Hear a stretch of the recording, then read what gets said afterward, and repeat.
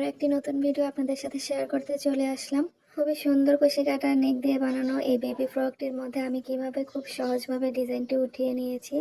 তো সেই ডিজাইন উঠানো এবং সেলাইটা আজকে আপনাদের সাথে শেয়ার করব। তো ড্রেসের মধ্যে সহজ পদ্ধতিতে ডিজাইনটি উঠানোর জন্য আমি প্রথমে এই কাগজের মধ্যে ডিজাইনটি এঁকে নিয়েছি। দেখুন ডিজাইনটি কিন্তু খুব সহজ, 3টি ফুল এবং কিছু লতা পাতা দিয়ে কিন্তু আমি ডিজাইনটি এঁকে নিয়েছি। এখন আমি এই ফ্রকের মধ্যে মিডল পয়েন্টটা বের করে নেব ডিজাইনটি সহজভাবে বসানোর জন্য। তো আমি ফ্রকের মধ্যে মিডল পয়েন্টটা বের করে নিলাম। এখন আমি দেখুন স্কেল দিয়ে কিন্তু মেপে নিচ্ছি, এতে করে কিন্তু ডিজাইনের মাপগুলো একদম অ্যাকুরেট হবে, সবগুলো মাপ একদম সমান হবে। তো ডিজাইনটা কিন্তু দেখতে সুন্দর লাগবে। তো আমি নিচের দিক থেকে উপরে 2.5 ইঞ্চি পরিমাণ রেখে তারপরে ডিজাইনটা বসিয়ে নেব। তো এভাবে করে আমি বসিয়ে তারপরে দেখুন এই ডিজাইনটি চওড়াতে 2 ইঞ্চি পরিমাণ আছে। তা এখান থেকে আমি এই সাইডের থেকে 3 ইঞ্চি করে গেপ দিয়ে তারপরে ডিজাইনের মাপটা রেখে আবার 3 ইঞ্চি গেপ দিয়ে প্রতিটা ডিজাইনের মাপ করে নিচ্ছি। তো ফ্রকের এই সাইডটা মেপে নেওয়ার পরে এখন আমি অপর সাইডটাও একইভাবে মেপে চিহ্ন দিয়ে নেব। 3 ইঞ্চি গেপ দেব, তারপরে ডিজাইনের জন্য 2 ইঞ্চি রেখে আবার আমি 3 ইঞ্চি গেপ দিয়ে চিহ্নগুলো দিয়ে নেব। এতে করে কিন্তু ডিজাইনটা উঠাতে আমার অনেক সহজ হবে। তো এরকম করে ডিজাইনগুলো উঠালে কিন্তু দেখতেও খুব সুন্দর লাগে, একদম সমান মাপের হয় ডিজাইনগুলো। তো ডিজাইনটা ভালো করে উঠানোর জন্য আমি আবারও নিচের দিকে মাপটা ভালো করে মেপে নিলাম। এখন আমি কাগজটার মধ্যে একটা কিছু ভারী কিছু দিয়ে ভাঁজ দিয়ে নেব। তো আমি মোবাইল দিয়ে তারপরে ভাঁজ দিয়ে নিলাম।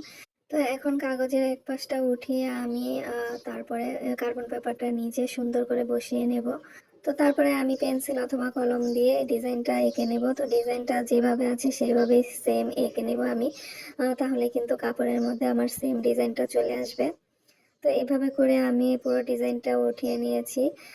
তো এরপরে দেখুন আমি এখানে কার্বন পেপার এবং কাগজটা উঠিয়ে নেব। তো এই লাইনে আমি মোট 5টা এরকম ফুলের ঝাড় করে নেব। তো এখানে আমি যেই মাপগুলো দিয়েছি সেই মাপ অনুযায়ী কিন্তু আমি এই ফুলের ঝাড়টা বসিয়ে নেব।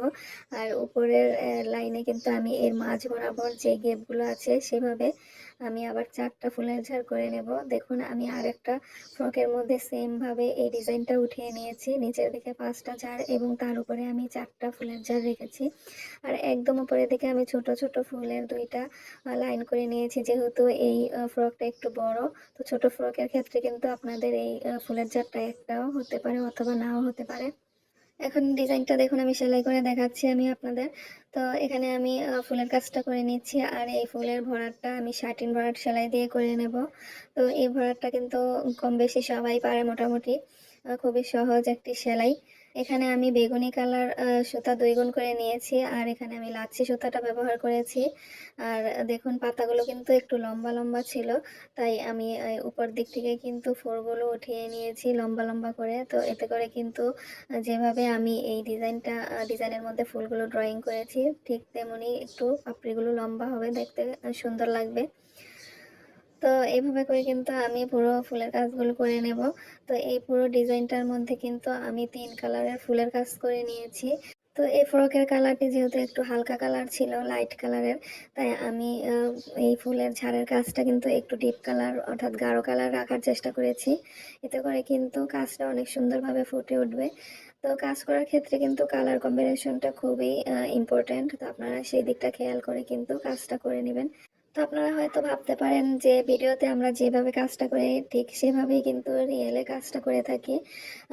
সে তেমনটা কিন্তু না। আমরা কিন্তু কয়েকবার সুতা ম্যাচ করে সেলাই করে দেখি কোন কালারটা কোন কাপড়ের মধ্যে ভালো লাগছে, সেটাই কিন্তু পরবর্তীতে আপনাদেরকে ভিডিও আকারে আমরা দেখিয়ে থাকি। এই ডিজাইনটার মধ্যে আমি ফুলগুলো 3টি কালার সুতা দিয়ে করে নিয়েছি। তো বেগুনি আর হলুদ কালারটা কিন্তু একটু ডিপ গাঢ়, আর সাদা কালারটা লাইট হলেও কিন্তু আমি এখানে নেকের সাথে মিল রেখে এই সাদা ফুলের কাজটা করে নিয়েছি, যাতে করে নেকের সাথেও একটু মিল থাকে। তো এরকম কালার কম্বিনেশন ঠিক রেখে কিন্তু কাজগুলো করলে যে কোনো কাজই কিন্তু খুব সুন্দরভাবে ফুটে ওঠে। তো আপনারা চেষ্টা করবেন এভাবে কাজ করার জন্য। আর যারা একদম গর্জিয়াস পছন্দ করেন না, তারা কিন্তু এই মাল্টি কালারের সুতার কাজ না করে শুধুমাত্র এক কালার সুতা দিয়েও কিন্তু এই ফুলগুলো করে নিতে পারেন। তো আমি ফুলের মাঝখানে যেই বৃত্তটা আছে সেই বৃত্তটার মধ্যে ফ্রেঞ্চ নট দিয়ে ভরাট করে নিচ্ছি। তো বেগুনের মধ্যে আমি হলুদ সুতাটা দিয়ে ফ্রেঞ্চ নট করে নিচ্ছি। আর এখানে আমি 4 গুণ সুতাটা নিয়ে সুইয়ের মধ্যে একটি প্যাচ দিয়ে তারপরে ফ্রেঞ্চ নটটা করে নিলাম। আর সাদা এবং হলুদের মধ্যে আমি কমলা রঙের সুতাটা দিয়ে ফ্রেঞ্চ নট করে নিয়েছি। তো এখানে আমি পাতার কালারটা একদম গাঢ় সবুজ কালার সুতা দিয়ে করে নিয়েছি। আর পাতাটাও কিন্তু আমি 13 ভরাট সেলাইটা দিয়ে করে নিয়েছি। তো পাতাটা করার ক্ষেত্রে আপনারা একটু খেয়াল রাখবেন। দেখুন আমি কিন্তু পাতাটা একটু বাঁকা করে ভরাট করে নিচ্ছি। এতে করে কিন্তু পাতার মূল যেই সৌন্দর্যটা একটু বাঁকা শেপ সেটা কিন্তু এই সেলাইয়ের মাধ্যমে ফুটে ওঠে। আর এই শার্টিন ভরাট দিয়ে পাতা সেলাই করা কিন্তু খুবই সহজ এবং খুব দ্রুত হয়ে যায় কাজটা। তো এই কাজটা করে নেওয়ার পরে ফ্রেমটা খুললে একটু ফুলে থাকতে পারে। তো আপনারা যখন আয়রন করে নেবেন এই কাজটা কিন্তু একদম বসে থাকবে। সেটা কিন্তু পরবর্তীতে ওয়াশ করলেও আর আগলা হবে না, একদম মিলেই থাকবে। তো এই কাজগুলো কিন্তু খুবই সুন্দর লাগে। তো সাইডে যে লতা দুইটা আমি দিয়েছি সেখানে আমি টিয়া কালারের হালকা একদম লেমন টাইপের যে টিয়া কালারটা আছে সেই সুতাটা দিয়ে ডালফোর সেলাইটা দিয়ে এই পুরো ডালগুলো করে নিচ্ছি দেখুন। তো একদম সিম্পল কিন্তু আমি ডিজাইনটা রাখার চেষ্টা করেছি। তো এই সিম্পল ডিজাইনটার মধ্যে আমি সেলাইগুলো খুব সহজ করে দেখিয়েছি আপনাদেরকে দেখুন। তো খুবই সহজ এবং সুন্দর এই ডিজাইনটি আপনাদের কাছে কেমন লেগেছে অবশ্যই কমেন্টস করে জানাবেন। আর এই ডিজাইনটা দিয়ে কিন্তু আপনারা চাইলে কামিজ এবং ওড়নার মধ্যেও করে নিতে পারেন। আর ফ্রকের ফুল লুকটি দেখার জন্য আমার চ্যানেলের সাথেই থাকুন। তো পরবর্তীতে নতুন ভিডিও নিয়ে হাজির হব ইনশাআল্লাহ। আজ এ পর্যন্তই। আল্লাহ হাফেজ।